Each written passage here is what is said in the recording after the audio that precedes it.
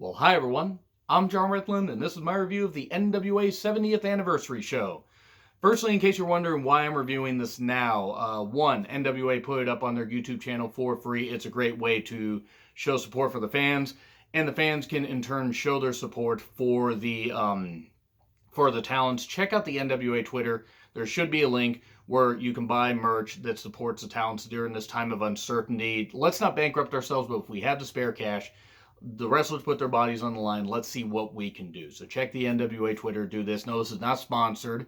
I'm just doing my part as a fan. And also, the other reason I'm doing this is I wasn't able to see this on pay-per-view, so I was like, well, what the hell? They're putting this up here. My channel needs content, and I've enjoyed reviewing the NWA content, the content they put up, so why the hell not? I've enjoyed the pay-per-views. I enjoyed the Crockett Cup 2019, Hard Times, and I enjoyed Into the Fire, so why the hell not? And overall, I would have not been upset had I ordered this pay-per-view. Was it perfect? No. There were production issues. There were a couple matches that maybe went on a little bit too long. But overall, this was a pretty good pay-per-view, to show the relaunch of the NWA. And I mean, the first pay-per-view that they put on, it was just shortly after All In. Now, we have Nick Aldis addressing the fans what the immediate future of the NWA will be. Original content will be produced somehow, and the Crockett Cup and subsequent power tapings will be delayed at least until June, provided that all this stuff that we know what it is, has calmed down. And I'm not going to mention it here. Let's not mention it in the comments, but we all know time of uncertainty. However, they are making the best of a bad situation. This pay-per-view is a good start, and hopefully whatever content they provide, the fans will watch and will retweet, will share, and we can just share our love of the NWA and wrestling in general. Whatever brand you watch, NWA or anything, let's share our love of wrestling in this time of uncertainty, and let's just be wrestling fans and enjoy stuff. We can critique, we can whatever, but let's just enjoy it. Anyway, he says, don't panic, stay safe. And then we go to the pay-per-view proper. Video package hyping up Cody versus Aldis, easy for me to say, showing footage from All In and classic NWA champions, Harley Race and all that. Too many to mention. It's the old TNA Asylum venue, which, wrestling predates that venue for like a number of years anyway, but that's where people will recognize it the most. We get Jim Cornette, Joe Galli, and Tony Schiavone on commentary. Schiavone kind of, just joins for like the main event and stuff like that, so it's mostly Cornette and Joe Galli calling it. Don't let that take away from the fact that, and however people feel about Cornette, and all the stuff that happened to him, him and the NWA parting ways. Don't let that take away from your enjoyment of this pay-per-view, which, while not perfect, did have more positives than negatives. We get video packages. Well, we get first an interview with Colt Cabana and Sammy Guevara about the NWA National Championship 4-way. Then we have a video package on Scorpio Sky, who's going to be in that same 4-way. And it's an elimination match. Sam Shaw is part of it, and not a bad match. It was pretty damn enjoyable. And whoever won got to face, or got to be in the finals to crown the new NWA National Champion. There was some glove slap comedy between Colt and the referee and stuff like that, and it's kind of funny. And we get a shooting star outside by Sammy Guevara, absolutely incredible. Guy's an amazing athlete. And Sam Shaw eliminates Colt Cabana with the most devastating maneuver in all professional wrestling, the surprise roll-up, holding the tights. Colt, a heavy favorite, is gone. And then Sammy dives, does some, great stuff. Really, really great stuff. Shining Wizard, however, by Scorpio Sky, pins Sammy 1-2-3 soon after super kick from Sam Shaw 1-2-3. He advances to the finals. And then we get Jen Decker interviewing Blue Demon Jr., former NWA champion from 2008 to 2010. That's some history right there. Blue Demon Jr., pretty talented as well. And then we have flippy shit stuff, as I like to call it. Barrett Brown versus Laredo Kid. I had heard about Barrett Brown, had not been able to see him, but was pretty impressed with what I saw here. Apparently he was the last NWA Junior Heavyweight Champion. Maybe as the NWA brand grows, after all this settles down, maybe we could see a Junior Heavyweight division come back. I'm not sure. It depends on, their programming and all that. But it would be pretty interesting to see.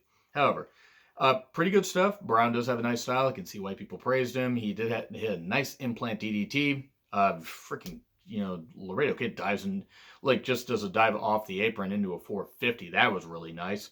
Poison Rana, and Jim Cornette's exact quote, and this is the one time I'm going to quote Cornette. That's the stupidest move in wrestling. And he is right. It's not that wrestlers are stupid for doing it. I mean, because a lot of people are safe, but still, as far as like, making stuff look good, that is the dumbest move in wrestling. Doesn't matter what brand it is. Doesn't matter if it's NXT. Doesn't matter if it's main roster WWE. Doesn't matter if it's New Japan, Ring of Honor, Impact, NWA, anything. Poison Rana, no. They need to eliminate the Poison Rana. Like, they've already gotten rid of the pile driver in some respect, in some places. We need to get rid of the Poison Rana. Just because you can do it doesn't mean you should. We get a cutter off the ropes for 2. We get a missed splash and a knee strike, and Barrett Brown picks up the victory. Nice little match. Not the perfect, but not a bad match at all. We then get an interview with Mike Perro. Now, I had heard about Mike Perro. Some of you may have seen on Twitter, various people have liked his tweet, and sometimes that stuff will appear on my timeline. Openly gay wrestler, wants to be an inspiration to others. I do like this interview piece. Really, really nice. He wants to show that it is okay, and that you can be who you are, and I was inspired by this. Good stuff. Impressed by this guy. Wanted to see how he worked in the ring. We get to see that a little bit later. We then get Willie Mack and Jay Bradley. They're doing interviews. I don't know why Ellsworth was there. I know he did recently leave WWE for the first time after this. Was it the first time? It was the first time. Years playing together. Sorry. But then we get Ricky Starks talking to the announcers and then to the fans and everything, and saying, being just great. Really, really good stuff. We get a Ricky Starks video package, 1-800-STARKS line. I love Ricky Starks. Seen him a few times. Got to actually talk to him in a recent indie wrestling show it was a few months ago, just before Into the Fire. Really, really nice. Great performer. If you ever get a chance to see him, especially once indie shows come back, once all this stuff happens, once all this stuff, goes by the wayside, we can support indie wrestling and get a chance to meet Ricky Starks. Really, really nice guy. We then get Magnum TA promo. He got a pop and he talked about the national championship. It was really, really nice. Former NWA U.S. champion. His career was taken away from him due to a tragic accident. You have to wonder, let me know in the comments what you think Magnum TA's future would have been. Would he have stayed in the NWA, then become WCW? Would he have gone to Vince? What do you guys think? I don't know if he would have ever been the biggest star like people said, but he was pretty damn over for a number of years. Mid-South, and then also, I think, Florida, then Mid-South, and then in Crockett, when Crockett was really starting to explode. So, anyway, we get the second of 2 Fatal 4-Way matches. Willie Mack, Jay Bradley, Mike Perro, and Ricky Starks. And whoever wins this goes on to face Sam Shaw for the NWA National Championship. Perro hit some impressive strength. I was pretty impressed with the little time he got here. Him and Bradley had a nice back and forth, but Starks attacks, hits a roll-up on Perro soon after. Tights held. It looked like the shoulder might have been up, but the referee might have missed it. With that being said, referee can't call what he doesn't see, and Perro is eliminated. So, unfortunate, spear by Starks. He, hits it on Mack, and then Mack hits a Mack Thunder for 3. But Bradley actually got eliminated before that, and then it came down to Max and Starks. I skipped over my notes a little bit. I apologize for that, but Mack ends up winning. And that was nice. And then Bradley attacks Mack afterwards, and then Ellsworth comes out to make the save, I guess. I mean, yeah, right, because he can save everybody. But it was what it was. And now the question is, oh my God, because Sam Shaw and Mack were staring each other down. What in the world is going to happen? Willie Mack is beat up. Sam Shaw has had a couple matches previously to rest. So he's had more time, and Mack got beat up. A nice classic way of selling it. The heel, can the heel, take down the beat up babyface. And then we get Tim Storm versus Peter Avalon. They show footage of championship wrestling from Arizona. For those that haven't seen Peter Avalon, before AEW, much like myself, it was kind of nice to see him actually being a lot. Yes, he was a chicken shit heel, but it was nice to see him actually being able to do some more stuff than just kind of be a comedy goof. He does actually, he plays it well, but it was nice to see him being taken just a smidge more seriously. Just a smidge. Not by much, but he did make his manager, who I believe was the son of Dave Marquez, the announcer, one of the interviewers for NWA, and a guy that probably shouldn't have tweeted out a certain thing about SNL like he did, but, I digress on that.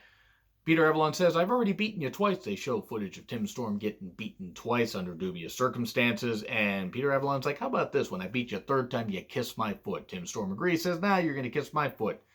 And it was Avalon hitting and running, and Tim Storm just used some power, hit a very nice power bomb. distraction attempt with the manager, but nope. Perfect storm, 1, 2, 3. This is pretty quick. I mean, it wasn't like 2 minutes, but it was pretty quick. And then Avalon says, the manager, hey, kiss his foot, you got this. He does. But then Tim Storm gets Avalon and rubs his face in his foot, his exposed foot. This was fun. It was just fun. It wasn't anything great. It's not anything I'm going to say, oh, wow, I'm sorry I didn't put that on my favorite matches of the year list, but it wasn't bad. It was good stuff. Then we get Jazz versus Penelope Ford. NWA Women's Championship match. Jazz had been champion for 760-something days by this point. I wanted to like this, but I just didn't. And I don't know if it was just a styles clash or what. I didn't hate this match. I do want to make that much clear. Jazz has had a history in women's wrestling, in wrestling in general. One of the toughest out there, especially when it comes to taking on the men when she's not hurt. She has gotten hurt pretty often. Penelope Ford, good to see her. She had just come off of an appearance at All In, when Joey Janela and Adam Hangman Page, as JR would say, were, had their match and everything, and actually Penelope did some good stuff, but just seeing this, it was just such a styles clash, and this went on too long. This should have been a lot quicker than it was. They did have a nice video package with Jazz talking about, being, a flag bearer for the NWA women's division, and wanting to prove just how tough she is regardless of color, and that's fair. It's good stuff. Penelope Ford had a little interview, and then we started off with power from Jazz, obviously, Ford playing defense, but she did hit a nice cutter off the ropes. We get nice Northern Lights from her for 2, and then we get Jazz just taking over, throwing Penelope on the ground, hitting a leg drop for 2. And the tough clutch where she's just like, she got her arms back and she's just ripping at her face and stuff like that, and does it in the ropes and does some good stuff. We get a few roll-ups, including a nice bridge from Penelope Ford, but just for 2. And then we get Earl Hebner going for the 3, 1, 2, but he hits over on Jazz and doesn't hit the 3 count, so they have to call it off there. And then, Jazz just looks upset and then hits the STF. Gets the STF on and taps Ford. Okay, bit of a botch, but, botches happen. The match still went on a little bit too long. I don't know about miscommunications. Match wasn't bad. Do not misunderstand. I appreciate the effort that the women put in, but just something about this was off. And then Coordinate interviews Jeff Jarrett, talks about the national title. And they just kill time and everything and stuff like that. Talk about their history. It was Christine Jarrett, of course, that got Jim Cornette into the wrestling business, much to the chagrin of others and much to the praise of many, or many others. We get Magnum TA being brought down. He will present the championship to the winner. Good. It's good stuff. Willie Mack versus Sam Shaw, NWA National Championship match. Attacked early by Mack because he's like, well, I'm hurt, and I got to attack Sam Shaw because I got to beat him up. And, of course, Sam does a nerve hold soon after this flurry and a rear chin lock, sleeper hold. He tries to ground Willie Mack. Sam Shaw, who is impressive physically, and Willie, appearances are deceiving. The guy's a really good athlete in really good shape. Willie Mack does come back, hits a stunner for 2, but, Sam Shaw's like, oh, he's going to fight out of it, but then he ends up getting hit with another stunner soon after. 1, 2, 3. Willie Mack becomes the new NWA National Champion, and we'll go on, I believe, to face Colt Boom Boom Cabana at Crockett Cup 2019. If I recall correctly, and then I believe Colt would beat him, and then James Storm would beat Colt very soon after. But this is good stuff, and it was nice, a little showcase there for Willie Mack. And then we get a video package where Nick Aldis introduces Camille. Sorry if I screw that up. We then get Crimson and Jax Dane with Road Warrior Animal, and they were going to take on Josephus, and Josephus leading 2 women that he announced were Hollywood from Glow and his spiritual advisor. Again, having not watched the 10 Pounds of Gold stuff leading up to this, I apologize if I got any of these names wrong. I'm just going based on what he said. But no, Shannon Moore and Crazy Steve, formerly of Impact, attack.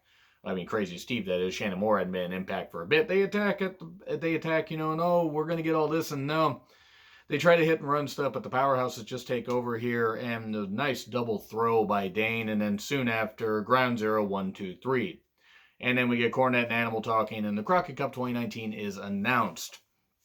This was a very throwaway match. This was really just a kill time. Like, shit, we can't let the 2 out of 3 falls match take this long.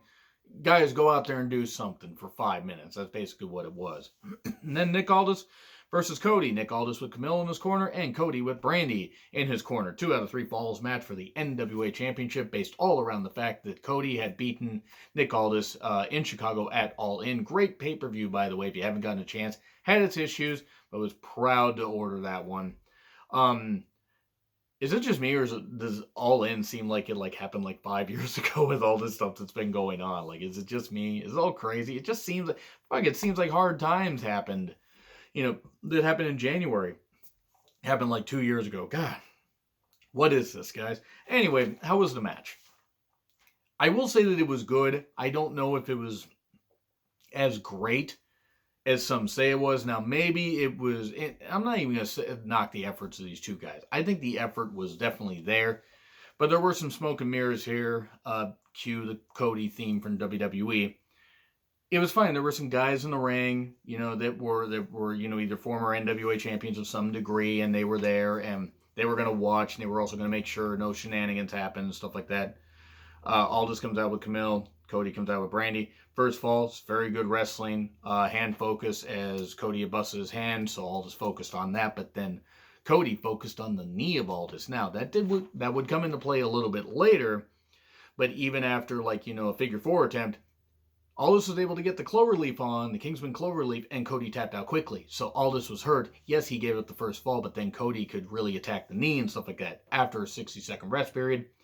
Anger comes out. We go into the crowd. Trash can. It's a concession brawl. Not in Tupelo. Not that kind of concession brawl, but that was referenced by Tony Schiavone, which was actually pretty funny. And then we get Camille there. Camille, we get a table, and then we get Camille and Brandy and this kind of stuff. Well, actually, we get Camille and Brandy a little bit later. Camille causes a distraction. Here's Brandy. All this gets sent through the table.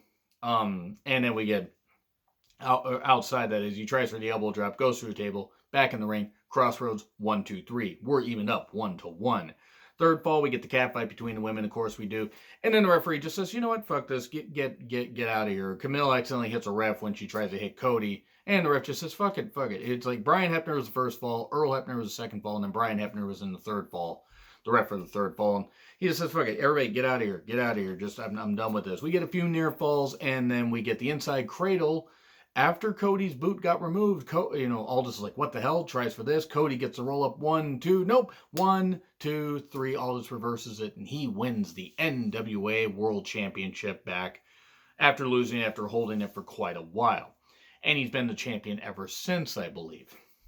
Which is going to be pretty interesting, seeing when NWA gets back to full operations, if he's going to lose it to Marty Scurll or not. But that's another story for another day. How was the pay-per-view overall? It wasn't bad. Again, there were some smoke and mirrors in this match, but it was enjoyable overall. I wouldn't have been ashamed if I had bought it on pay-per-view.